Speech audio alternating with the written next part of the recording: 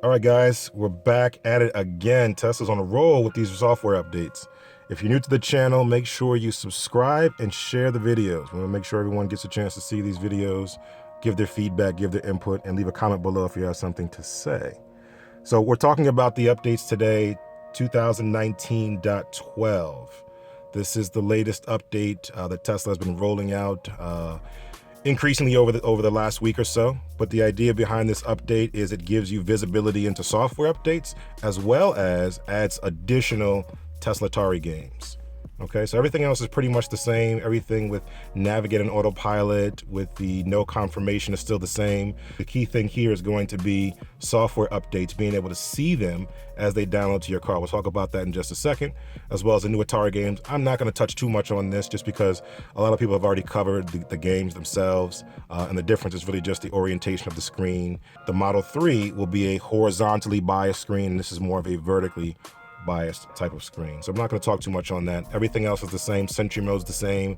The dash cam is the same. But then also for those folks who speak different languages, we now have additional language support. So if you are someone who needs to see or would like to see the Tesla interface in a different language, Tesla's got your back. They've got new languages up in here. We'll talk about that in just a second. And we're also going to talk about the web browser. The web browser is supposed to be improved using Google's Chromium framework, if you will, for the browser. Hopefully it's going to make it more secure. It's going to make it faster as well. So we'll talk about that. Again, everything else is the same here. So let's jump right into it. So the first thing we're talking about is the software update. So right now you have a new menu here. And the first thing you'll notice is that there is a new button at the bottom called software for downloads. Okay, so software is going to basically show you what your current release is, and then also show you if there's an additional release available for download. So for those that are new to Tesla or thinking about getting a Tesla, the way that the software updates is as follows. By default, Tesla, as updates are available, they're rolled out from West Coast to East Coast, and then different varying priorities based on being employees, based on having early access, based on having priority, based on you being a legacy Tesla owner. There's some randomness going on in terms of that, but the sequence is typically West Coast to East Coast in terms of the rollout. So they start in the West Coast, start in California, and they roll them out across the country accordingly. There may be instances, again, based on just random priority, where someone on the East Coast may get it first before maybe someone in the Midwest gets it. And so that's the way it rolls out. What happens when you actually get a software update that's available, the car checks to see if you have the latest version. If it beams back up to the mothership and sees that there's a newer version available, it will start to download slowly over the LTE. Slowly over the LTE over time as your car is being used or as it's sitting idle. But if you have Wi-Fi, that's going to greatly increase the speed in which it downloads. So if you connect to Wi-Fi, it's going to download quicker. And once it's downloaded, then that's when you get that little icon that appears at the top, the little clock that says a software update is available and ready to be installed. So it gets downloaded first, and presumably that's what's going to happen with this screen, is once it's downloaded, it'll notify you and you'll be able to see here what that new release is going to be and choose to download it here. So this is a really good one. I'm wondering if this will give you the ability to roll back to another version or see at least previous release notes and manage them in a more effective way than clicking the T here to pull up the release notes. So we'll see about that. We'll see what happens. But this for now is what they've given us, the ability to see and request the new latest and greatest download as you see it. So that's the first update. The second thing is about display. And then you have the ability to have multi-languages. So I can choose from the languages here, a variety of different languages that I can choose from. And if I select maybe Japanese, it'll say it will require a system reboot. So when you select the language, the system will reboot in that particular language. So that's pretty cool. I don't think I clicked OK, but it restarted anyway. I think I might have clicked yes, and now it's restarted. Okay, so I accidentally pressed yes as opposed to cancel. And there we go. There you have it. The UI is now in Japanese. My reading of Japanese is not so great. I can speak a little bit, but not reading. Reading is kind of tough. But I know everything is, so I can make my way back to display and then again change the language to whatever I need it to be. In this instance, I'll change to English and I'll be right back. Okay, we're back. Back to English, back to normal for us here. But then you also get to choose the navigation language as well. So while the written language of the UI is very robust, the navigation language, the language in which the navigation speaks, is only limited to Spanish and Canadian French. So that's all there is in terms of the UI. in terms of new additions to the platform that you see here on the touchscreen. The next thing I want to talk about is the browser, the web browser. Now, the browser typically has not been very useful just because of the speed, the latency of just moving and scrolling, and then the ability for it to also load things at a meaningful pace. Because everyone has smartphones, it's kind of meaningless to really use the web browser, but there are some good occasions or good use cases that you would want to use the web browser, especially for multitasking. One, it's a universal screen that everyone in the car can see. So if you are trying to find some information, let's use a practical example, a website that maybe that everyone would like to see, everyone would like to be able, in the car would like to see. Let's say you're driving around, you have the whole family with you, and you want to maybe go to an AMC theater.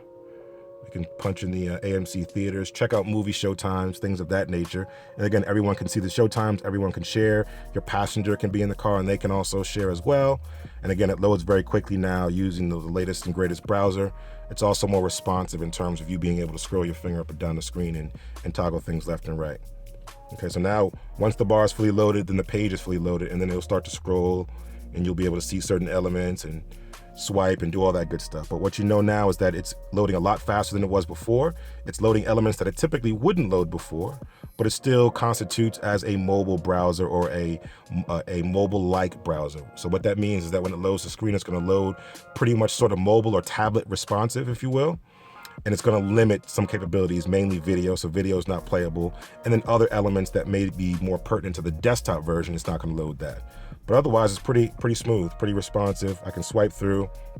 I can see the different ads here, and then again, I can click on something. So this is one of the websites that is very valuable to have up. So instead of passing your phone while you're driving, you can have this up, and people can go in and look at upcoming movies or look at movie showtimes and see what's playing nearby. Okay, so that's a good one. Again, loading very fast, not taking forever to load. Again, we're using pure LTE, and as you can see here, I only have 3 bars. So this is pretty good. If you have more bars than that, or if you're on Wi-Fi, it's obviously going to load a lot faster. Okay, another one I like to go to just to test out the speed. CNN is also a good one because it is optimized for mobile and tablets, which again is representative of the experience that we're going to see here on the Model S or the Model 3 or the Model X. Okay, it's loading, again, 3 bars I have here, but a lot of information is being loaded. Fonts have loaded, the pictures loaded, and now in one big dump, it's all here on the screen. No additional loading necessary. Again, the scrolling is there. The ticker that comes up here is there. I can scroll up and I can scroll down accordingly. Again, Model 3 is going to have the most responsive screen in terms of the browser because that's the nature of its MCU or its media control unit and its tablet. But 2.5, hardware 2.5, Model S's and X's built in late 2018 and 2019 are going to also have something comparable. The older models, I'm not sure yet. We'll test on the X and see what that looks like. But so far, so good. Everything loads very quickly. I like that.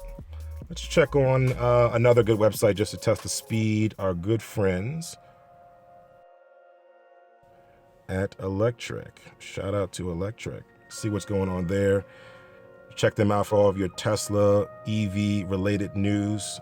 They stay on top of things pretty swiftly. Again, loads very quickly. Shows their screen very reminiscent for what it's going to look like on the web, and everything's there. Okay. I haven't tried audio. I will try the audio here in just a second. I'm going to try the audio out. See if it plays. Doesn't play, obviously. So video, audio doesn't play, but everything else plays. Stories expand, etc., and it loads pretty quickly. So again, in a situation where you need to multitask, you need to have you looking at maybe using your phone while you're supercharging or while you're parked, and letting someone else navigate some shared element where they can view here.